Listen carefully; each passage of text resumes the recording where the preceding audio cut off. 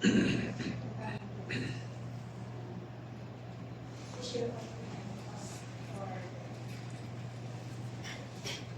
po, magandang gabi po sa ating lahat. Next week na po ako magpapasalamat.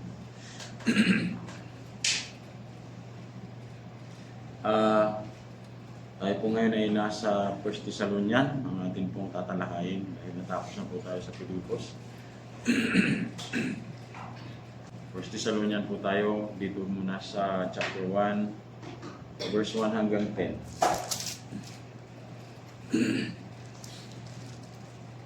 Nakikibasa po, sino pong pwede bumasa? 1 Thessalonica, unang Thessalonica, chapter 1, verse 1 hanggang 10. Mga taga-Thessalonica, mula kina Pablo, Silas at Timoteo, para sa iglesia sa Thessalonica, ang mga hinirang ng Diyos Ama at ng Panginoong Jesucristo, sumainyo nawa ang pagpapala at kapayapaan ng Diyos. Lagi kaming nagpapasalamat sa Diyos dahil sa inyo at tuwin ay kasama kayo sa aming mga dalangin. Binabanggit namin sa harapan ng ating Diyos at Ama ang inyong mga gawaing bunga ng inyong pananampalataya, ang inyong mga pagpapagal dahil sa inyong pag-ibig, at ang inyong pagtitiis dahil sa inyong pag-asa sa ating Panginoong Jesucristo. Mga kapatid, nalalaman namin na kayo'y pinili ng Diyos na magmamahal sa inyo.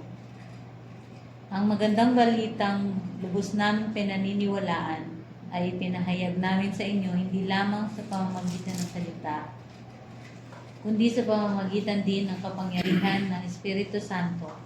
Nakita ninyo kung paano kami namuhay sa inyong piling. Ito ay ginawa namin alang-alang sa inyo. Namuhay kayo ayon sa aming halimbawa at ayon sa Panginoon. Nang tanggapin ninyo ang magandang balita, dumanas kayo ng napakaraming paghihirap. Gayunpaman, taglay pa rin ninyo ang kagalakang kaloob ng Espiritu Santo. Kaya naging huwaran kayo ng mga kapatid sa Macedonia at Akaya, sapagkat hindi lamang ang katuruan tungkol sa Panginoon ang lumaganap sa Macedonia at Akaya sa pamamagitan ninyo. Ang inyong pananampalataya sa Diyos ay nabalita rin sa lahat ng dako, kaya't hindi na kailangang magsalita pa kami tungkol dito. Ang mga taga-roon na rin ang nagbabalita kung paano ninyo kami tinanggap. Sila rin ang nagsasabi kung paano ninyo tinalikuran ang pagsamba sa mga Diyos-Diyosan upang maglingkod sa tunay at buhay na Diyos at maghintay sa pagbabalik ng kanyang anak mula sa langit. Ito'y si Jesus na muli niyang binuhay, na siya rin nagliligtas sa atin sa darating na poot ng Diyos. Ang sulat po ni Pablo sa mga taga-Thessalonica, ito pong unang Thessalonica, ay ginawa po niya ito nung siya ay nasa Corinto. At ito po ay, I think, around, routing background lang, around 49 to 52 AD. At ginawa po niya ito nung kanyang second missionary journey. Ito ay pinadala niya kay Timoteo para dalhin yung sulat na ito doon sa mga mananampalataya sa Thessalonica. Pag binalikan po natin yung Acts chapter 17, yung background nito, kung saan si Pablo po ay almost 2 months na nag-stay dito sa Thessalonica para magturo sa mga sinagoga. Of course, mag-share ng gospel. At ang Thessalonica po ay binubuo ng mga kabisera po ito ng Macedonia, yung Greece sa panahon natin ngayon.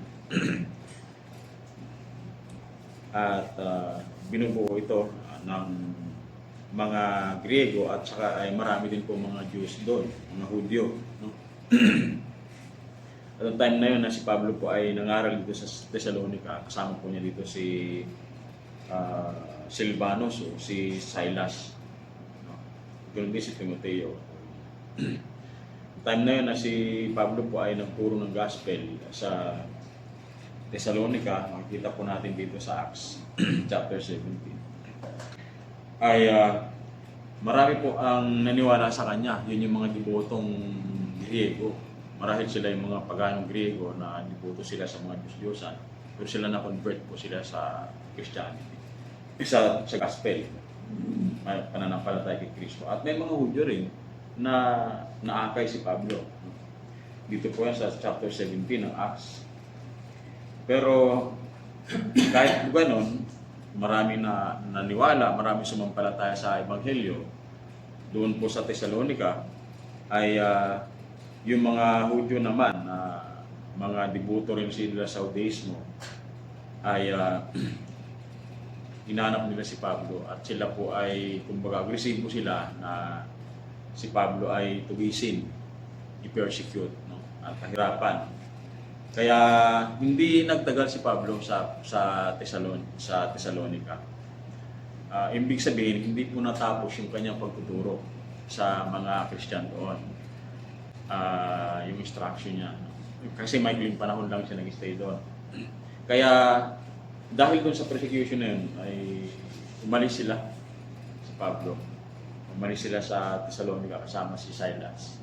And then saka po niya ginawa yung sulat na yun para i-continue yung kanyang pagtuturo at pagpapaalala sa mga taga-Thessalonica. Actually, dito po sa Acts chapter 17, makikita natin doon sa verse 7 na talagang pinanap siya ng mga Hudyo at pinaratangan na siya ay nagtuturo ng mali o kaya ay nag-promote si Pablo na pangunahan niya yung rebellion sa Imperyong Romano. Dahil nagtuturo umano sila ng nagpapakilala ng ibang hari bukod sa Caesar. No? At si Christ nga yung pinapakilala ni Pablo. At ang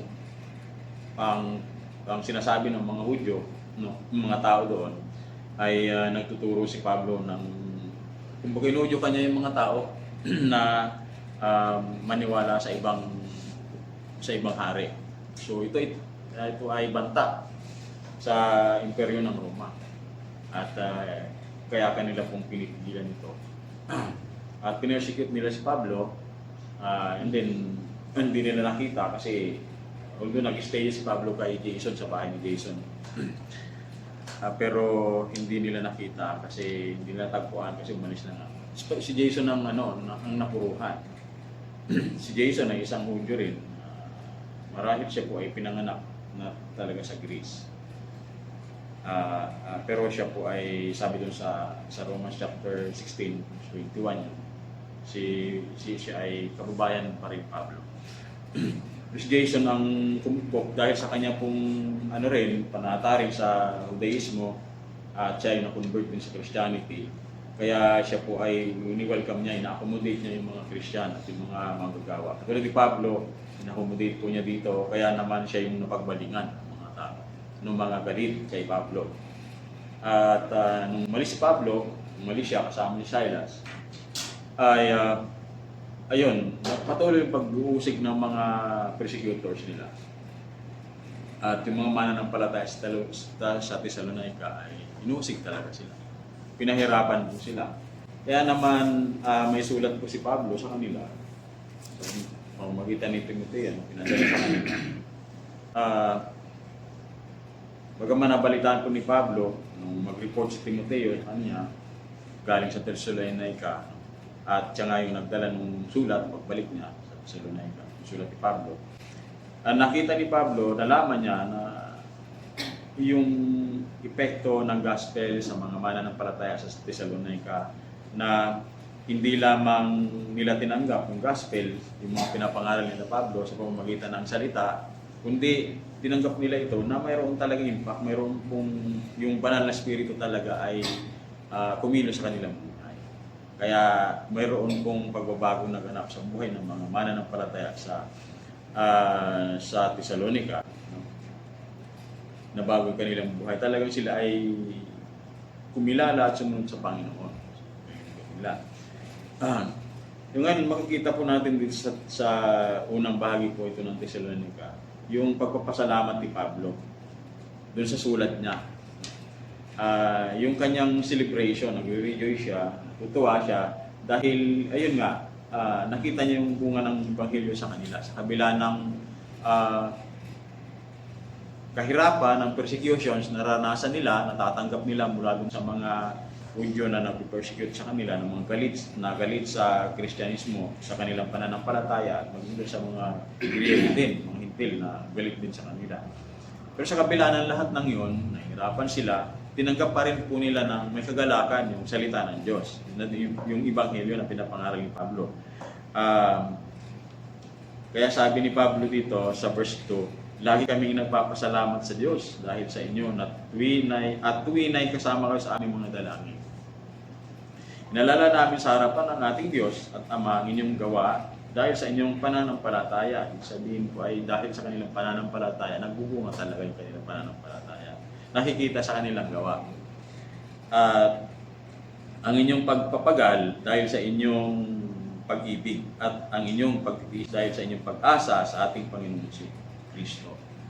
Kumbaga, nakikita po yung bunga ng Ebanghelyo sa kanilang buhay sa pamamagitan ng kanilang pagpapagal, pagtitiis sa kabila po ng persecution. Grabe yung persecution po that time sa mga Kristiyano. At nung masusubok talaga, makikita yung pagiging Kristiyano mo that time, kung talagang sa kabila ng persecutions ay i-confess mo pa rin si Christ publicly na siya ay Panginoon at Savior. Kasi noon ay dahil kayo sakop ng Roma, under kayo ng authority ng emperor ng Rome, ay kailangan i-deklara talaga ninyo na kinikilala ninyo talagang Panginoon. Ayan, Caesar, yung hari niya. Caesar ang tawag ko doon sa emperador. Pero hindi, yung mga Kristiyano at that time, dinify po nila yon sa kabila ng maaring kapalit na yung kanilang buhay. Talagang naranasan nila kung gaano ka-precious yung gospel, yung epekto ng gospel sa buhay nila. Kaya kahit na sila mamatay, ay handa sila na i-confess, pahayag, deklara na si Kristo ay Panginoon, tagapagligtas. So, kaya po yung tinatawag na yung martyr sa panahon ngayon, karamihan ginagamit na lang yung martyr na salita kapag ka nagpakamartyr ka sa karelasyon. O kaya naman ay inaalay mo ang buhay mo dahil doon sa iyong paninindigan. Ang term na martyr ay ibig sabihin ko ay sila ay witness sa katotohanan na handa silang mamatay para kay Kristo. Martyr yun sa Kristo. At yung mga mananampalataya at that time ay willing sila na alay ang kanilang buhay para sa Panginoon dahil sa katotohanan na saksihan nila mula sa Panginoon. So, sabi ni Pablo, nagagalak po siya, no? Na itong mga taga-Thessalonica ay nagbunga yung gospel sa kanilang buhay.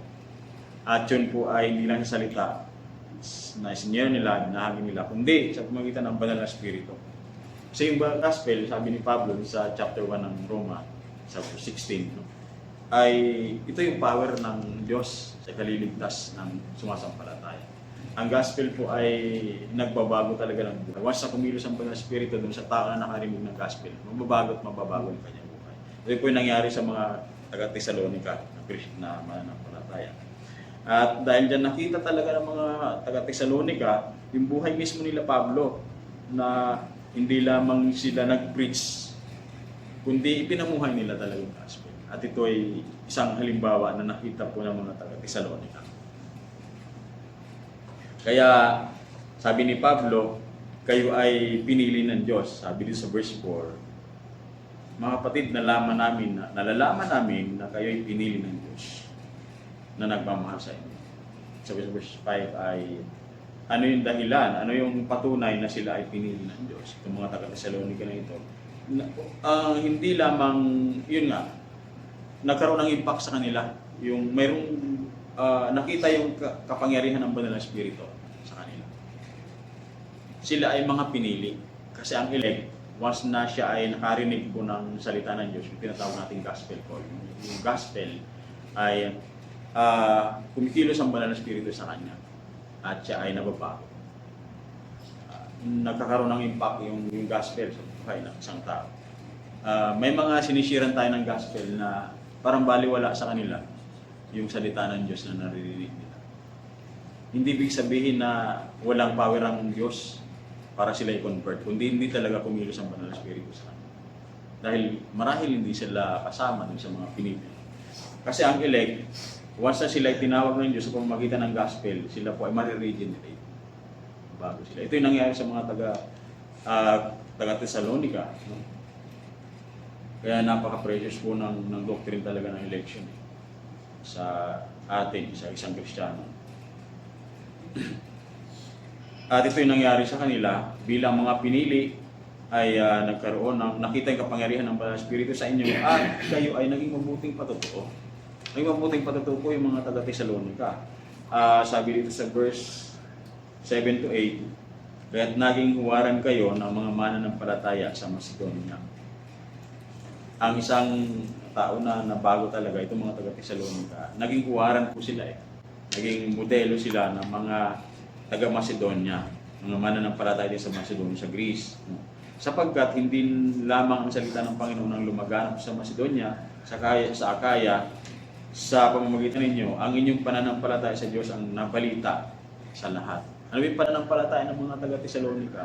Yung sila po ay against all odds talaga sila. Na kumbaga sa kabila ng persecution, sila ay nanatili, nanindigil sila sa kanilang pananampalataya. Kahit na anong pang gawin sa kanila. Alam naman po natin, no?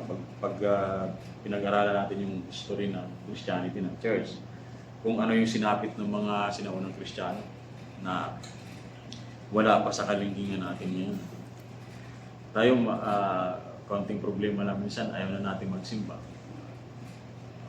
Ayaw na natin maging bunagin. Sabi ko, iba, ayaw ko na dyan sa bunagin na yan.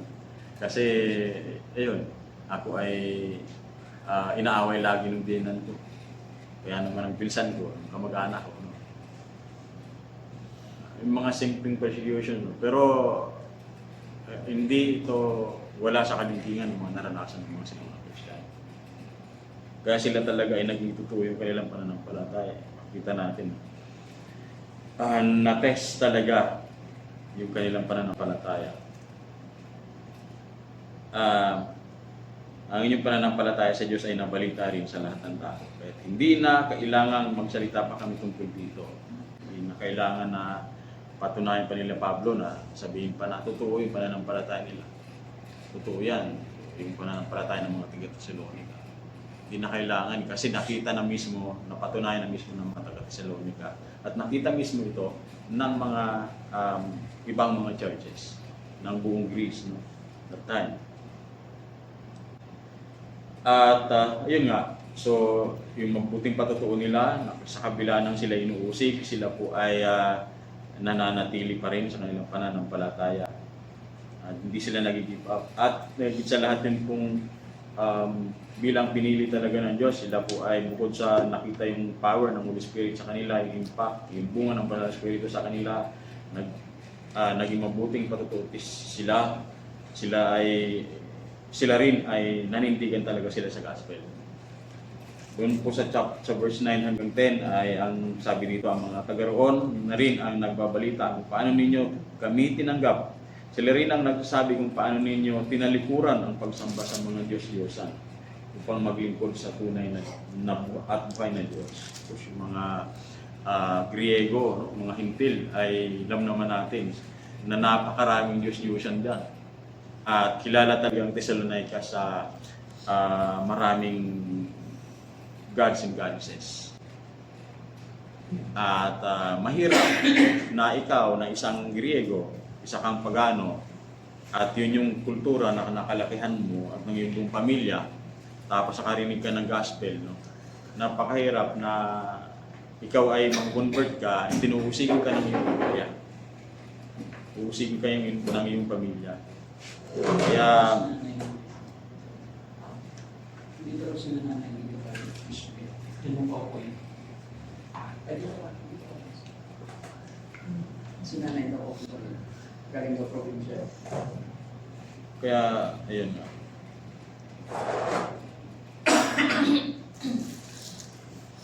Ang reason talaga para bakit naninindigan yung mga taga Thessalonica? Dahil talagang lumilos ang banal si Kristo sa kanila. Meron silang banal na spirit. Yung power ng Holy Spirit. Hindi malabanan talaga yun.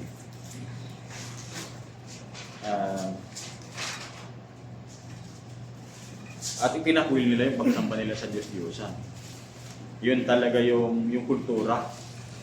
Hindi lang ito basta pananampalataya eh. Kundi ito rin yung kultura na nakagis na nila sa Greece. Which is talagang ito ay nakaugat na sa kanilang buhay, sa pamumuhay nila. Bilang mga Griego. Kaya tinalikuran nila ito at umasa sila sa pagbabalik ng Panginoon. Sabi sa verse 10 at maghintay sa pagbabalik ng kanyang anak mula sa langit. Kaya si Jesus na muli niyang binuhay na siya rin magliligtas sa atin sa darating na puot ng Diyos. Umasa sila dito sa pangako ng Panginoon si Kristo, no? Na itinuro din naman ito ni Pablo, no? Dito sa chapter 4 ng Thessalonica, yung pagbabalik ng Panginoon si Kristo. Tiyak na darating ang Panginoon, babalik siya at doon magaganap yung final deliverance sa mga believers. Kumbaga, wala na, ligtas na kayo sa anumang persecution. At talagang ligtas sa puot ng Diyos ang isang mananampalataya. Final deliverance pa ng believers. So, yun, makikita po natin dito, no, na kapag yung allegiance natin kay Kristo ay kumbaga na-convert tayo, nakakilala tayo sa Panginoon. Good evening po. Po.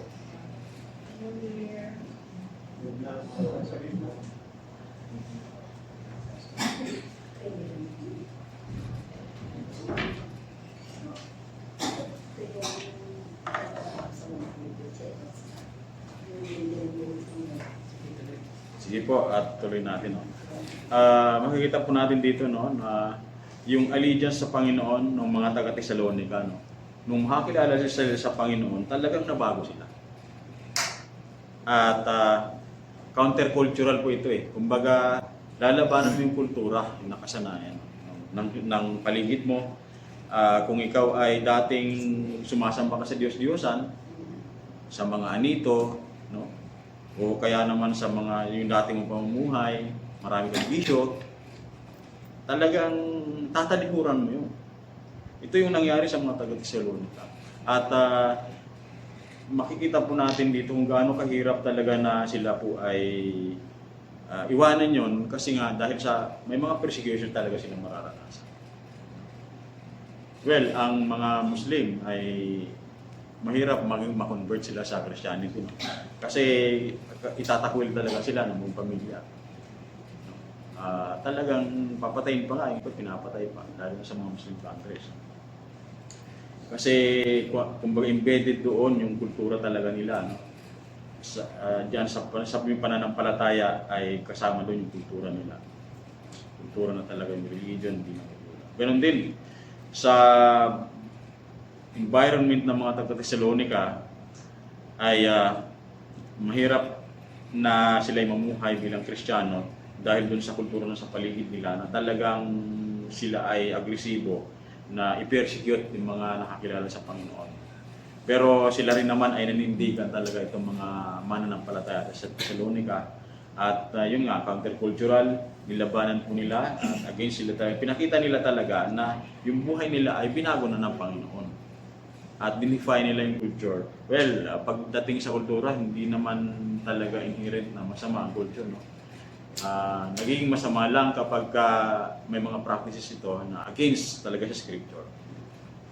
Halimbawa sa atin, sa Pilipinas, yung kultura natin, di ba? Bilang Pinoy, no? Yung pagiging magalang, yung pagiging yung bonding ng family. Hindi naman masama, di ba? Pero when it comes to yung mga kultura na sumasamba kayo, may mga piyesta at may mga prosesyon ng kung ano pa man, mga ang isang Kristiyano ba sumasama pa doon sa mga posisyon ng mga santo-santo, no?